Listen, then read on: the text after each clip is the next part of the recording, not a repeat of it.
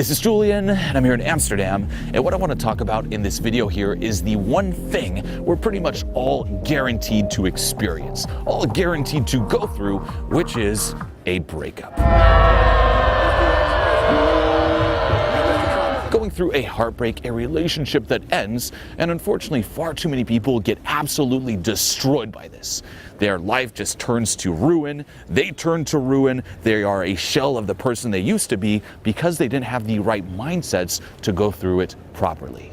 So what we're going to do in this video is I'm going to reveal the top mindsets that helped me not only survive a breakup, you don't just want to survive a breakup, you want to come out fucking thriving, better than you were when you came into it. So pay attention and enjoy.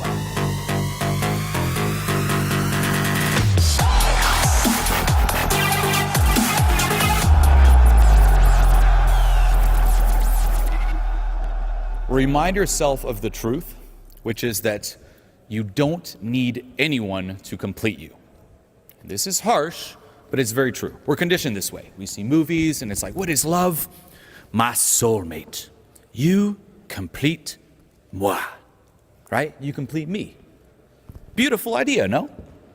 Two hearts coming together. Anyone ever buy that? Like the little heart necklace ring? It's like, hey, you're my other half. You're like, fuck no. People do that in America, you know, they buy the heart thing, the heart bracelet. You complete me, you're my soulmate, you're the one. I searched the world and we found each other. Now we are whole. Fuck that. That is the worst thing to buy into. You complete me. Ugh. Not because it's romantic, it's actually very romantic, but what is it reinforcing really? That you are not enough without your partner. That you are a half and that you need your partner to feel whole. If that's the case, what's going to happen? You're not going to experience love. You're going to experience a craving, a need, an attachment. And your relationship will not be authentic, but there will be a lot of, more often than not, unconscious manipulation going on to keep your partner there. Because if you lose your partner, you lose half of yourself. And you don't want that. And that is unfortunately what most relationships are. It's not love, it's need. I'm nothing without my other half. Fuck that. What about instead coming at a relationship from a place of wholeness? I don't need anyone. I'm perfectly whole. I feel amazing. My partner is perfectly whole, and together there's a certain synergy that happens. That is love. Otherwise, it's manipulation. Because if a part of you believes you need your partner, you'll see you're going to try to trap them there, and they will do the same to you. You will not want them to leave, and you will always fear them leaving. What happens if they leave? What if they leave? What if this? What about this? It eats you up inside. So when you break up, more often than not, we fall into that trap of believing that we need that partner to complete us, and we feel extremely hurt, and like half of us just got ripped off. We're just like, oh my God, I'm half a person. That's not true. Remind yourself of that truth. I am complete. I don't need someone to complete me. Now, regardless, you're still going to feel hurt. And anyone who's like, I don't feel hurt after breakups, it's because they don't open themselves up truly to that person. They don't really make themselves feel vulnerable, you could say. Someone who's like, I don't feel hurt after a breakup, they were not in a relationship either. They were hiding behind a certain front or stuffing their emotions down. You're going to feel hurt either way, okay? You can believe like, I don't need anyone, I'm complete, but you're still going to feel fucking hurt. That's fine. But remind yourself, step one, I'm complete. Don't start obsessing, thinking that your life is over, and let your mind play all those mental movies, which we do. I lost half of me, what am I going to do now? Go through life. Is this half being, and just start self-attacking over that. I'll never find my other half. That was my one soulmate. You don't have two soulmates, you have one, right? I lost the one soulmate. What am I going to do now? And you start freaking out. So number one, you are complete. Number two, there's not just one soulmate. If you're going through a breakup and it's your first relationship, that's where it stings the most. Because you're like, I'll never find, I think one of you said that before, I'll never find someone like her or him again. It's over. But if you've been through a few relationships, it really helps to kind of reflect back on that where you might have had your first breakup and you thought that, and then you got into your second relationship and you're like, wow, this is actually a lot better. I didn't think I would find another soulmate, but I did. And then if you break up, what makes you think you can't find a third one? So you have to have, although you will probably not believe it when it happens, that blind faith, like, I will find another one. And also just reflect on what type of world this is if there's only one soulmate. That's kind of a living hell, right? One soulmate, only one. What if they live in another country? It's tough luck, right? It's really fucked, this idea of soulmate.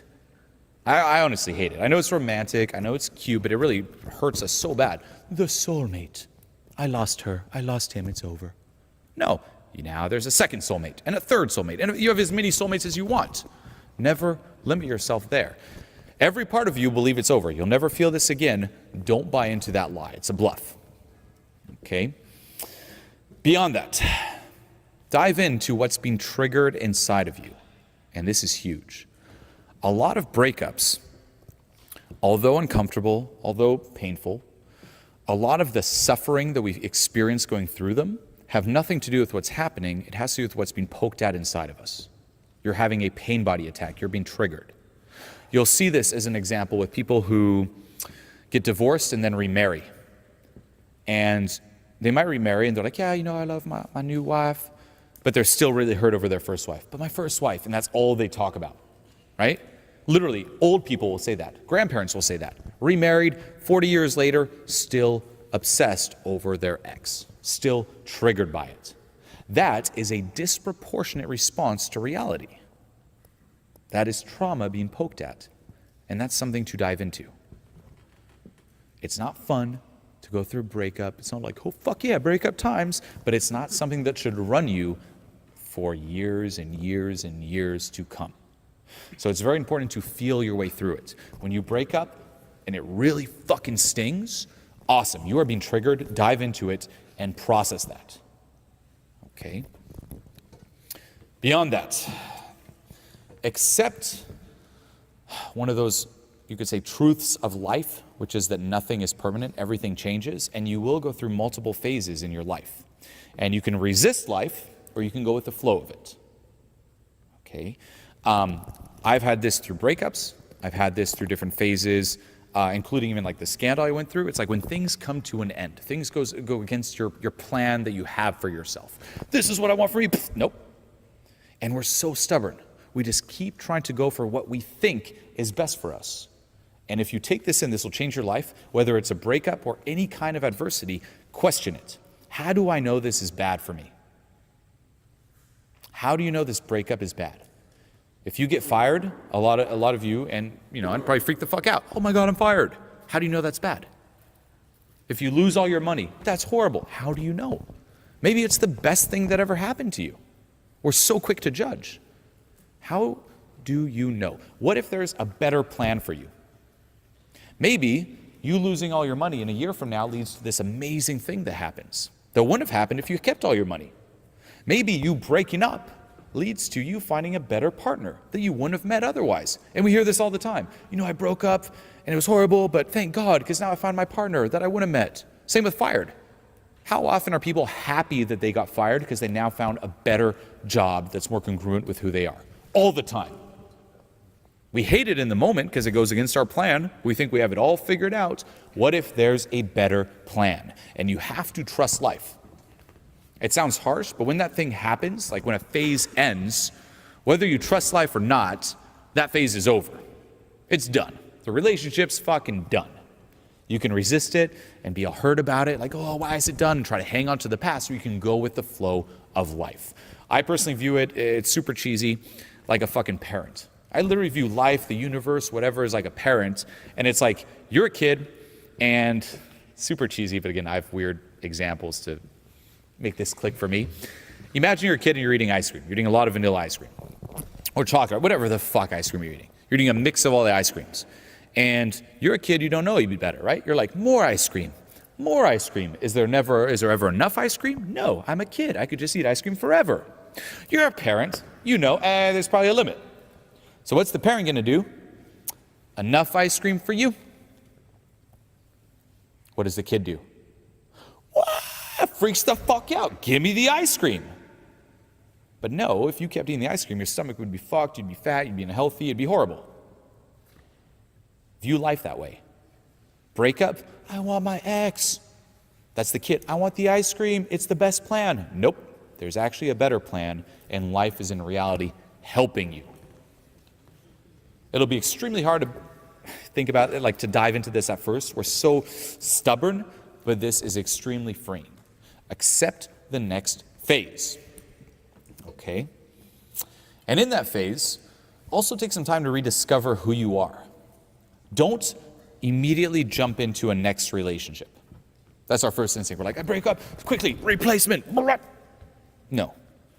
Take some time to discover who you are. You're a different person than when you got into that relationship. You've grown a lot. You've discovered a lot. You've kind of merged even with that your partner. Now you've split. Who are you on your own? And start also enjoying time on your own. If you're in a relationship, probably a lot of time is spent with your partner. Here you can discover, like, who am I now? What do I want? What do I feel like? What am I interested in? What am I passionate about? And enjoy those moments of solitude. And don't view it as like me being alone. It's you being with yourself now. What's that feel like? Me being with myself. That's the most important relationship, by the way. And that's why a lot of breakups really, really hurt, is our relationship with ourselves is shit, so we replace it with another person. Cultivate a healthy relationship with yourself, aka come at it from a place of wholeness, and then meet another person. Okay? Next thing, no contact. You gotta stop the contact. If it's over, and here there's a lot of nuances, of course, depends on how it ended, depends on if it's like a small little fight and there's a chance of getting back together. I'd say ask a friend or two for some input there. But if you know for a fact it's over, and you know for a fact like it's not gonna happen again, and if we got together it'd probably be worse, no contact for at least a certain period of time. Okay? Because if you leave the contact every time something comes or an update, or you see like even an Instagram picture or Facebook picture poked back at whatever's being triggered in you, reminds you of the person, and you just get dragged along. It's crazy how a lot of couples who break up, it's not just one person dragging the other person, they just both drag each other along for years to come. They'll be in new relationships, sometimes both of them, and every now and then they'll still text each other, there'll be a little thing just dragged along, and none of them ever truly move on. You need to really be firm and be like, no contact, and let the person know. Don't be mean about it. Be like, you know what? I know it's over. I respect that. Part of my process of getting over this and moving on and being open to whatever phase is next is I need to spend some time just no contact. Nothing against you. I hope you understand. Explain it, and then no fucking contact. Move on and rediscover life without your partner. Later on, if you want to get back in touch, that's fine, but otherwise it's just going to keep rubbing that wound within you. And again, you're just going to keep dragging each other on for years. There was this one girl I remember, she was still texting all her exes from like 4 years, 5 years, 10 years ago. Still texting them. And she's in a relationship now, still texting him. Not even to sleep with them or do anything with them, but just like to get that little reminder, a validation, or a reminder of that relationship, what the vibe was like. Endless. Don't be one of those people. This is like the hardest one, but no contact. And then you can go through the grieving phase. If there's still contact, you'll never truly grieve. You'll never truly move on. You'll always be run by that person. Don't use your breakup as motivational fuel in the long term, but if you'd like, you can use it in the short term. So a breakup, this is like really subtle. We tend to be like really hurt, and then it's you can either go like the victim route, where you're just like, oh, poor me, poor me, poor me. But another route is, you know what, fuck this. I'm gonna use this to step it up even more. And you'll see sometimes people get in extremely good shape after a breakup, increase their financial situation, so on and so forth. And that can be really good. However, do realize that it is run by that pain, by that hurt. And that is something you will have to process. So if you do use it in the beginning as some motivational fuel, that's fine, but don't make it your default. And ideally, the sooner you dive into it, the better. But you cannot make your ex that motivational fuel, and you cannot make your ex your purpose. And this is the biggest trap. A guy, for example, breaks up with a girl, extremely hurt, and he's like, you know what? I'm going to build a business, and I'm going to go be with 100 girls. And he goes and does that. But everything that he's doing is in reaction to his ex. Right? That's the motivation. That's why he's doing it. He's thinking about his ex constantly to be motivated. So although he's seen, say, new women, he's like, look, I'm with all these girls, but like, I still can't get over her. I thought if I was with a lot of new girls, I'd get over her, but I'm not. Yeah, no shit, because you're doing it for her. That's the driver. The same with like, I thought I'd build a big business, and once I'm successful, I'd get over her. No, because if you're building it for her, it's keeping that alive. Don't make your ex your purpose, okay? And in that phase where things shift and you start rediscovering yourself, go on different adventures. Focus on the width of things. Right now, you just came out, if it's a really, say, strong breakup, there was like a lot of depth there. And there's two things in life. I mean, really, you can categorize it like there's width, going out, meeting people, having crazy experiences, and then there's depth. The experiences you can only have with someone you know very well, or someone you've known for a year, 2 years, 3 years. Okay, the depth of experience, the width. You came out of this depth of experience, and immediately our default is like, must replace it with more depth. No, you got to take some time to rediscover yourself and focus on the width. Go out, meet new people, go on different adventures, so on and so forth. Don't compare it to what you just came out of. Otherwise, you're still making your ex your purpose. I'll see people do this. Okay, I know I need to meet new people, and they meet someone new, and they're like, well, how do they compare to my ex? My ex did not do that. I don't know about this. It's like, you cannot do that. Imposing that purpose on your partner, that'll just ruin it. And you'll feel it too. If your partner is imposing something on you, it's also going to create certain resentment. You have to let your partner have their own purpose, and you have to have your own purpose that are synergistic. But you can't just force a purpose on your partner. And the other thing is mismanagement of expectations and being with someone you shouldn't be with. Another huge reason for breakups, where it's like, you know what? I forgot what I was saying. It was you who was asking. It's like, I really like this girl. I want to marry her, but in like 12 years, how do I tell her? And I said, well, just tell her how it is. And if she's okay with it, great. If she isn't, then now you know, and now's the time you should split, because it's doomed from the start. Because you're not with someone you're meant to be with. And that will eventually lead to a breakup or some kind of resentment. You must find a partner that is completely okay with you and that you're completely okay with. And you must be full transparent. This is what's up. This is what I want. This is what a relationship is to me. This is where I'm at in life. This is what I'm working on. Are you cool with that? And if no, don't be sad or hard feeling. It's like, okay, well, great to meet you. I hope you find someone that matches you. Otherwise, that person is going to have to compromise who they are to be with you, or you're going to have to compromise who you are to be with them, and that leads to a failed relationship. And there is someone out there who will be into everything you're into. Find that person. Stop trying to chase people you're not meant to be with, or people you don't have this natural chemistry with. We're also stubborn. We're just like, it must be them. No. If they're not into it, don't get into a relationship with them. Whatever you're into, whatever you want, write it down and find someone else who is cool with that. We live in an uncertain world. Just turn on the news, what do you see? Chaos, terror, suffering. Things are changing so fast that your head is spinning. You know the feeling, being pulled in different directions by your friends, your family, mainstream media, not knowing what to do or who to believe. Did you ever stop and ask yourself, how did your life get this way? I felt so much shame when it comes to being me, and now I don't feel that shame anymore. I had no way of being able to deal with that pain, and for the first time in my life, I finally feel an inner stillness and peace in myself. I didn't even know what was happening. Like, my hands were just shaking, and it was just like me being my authentic self. Most of us live lives of escapism. Anything to cope with this feeling eating us up inside. Distracting ourselves with dumb things on TV, numbing ourselves with junk food, alcohol, cigarettes, and drugs. Is this the way life was meant to be, or is there perhaps another way?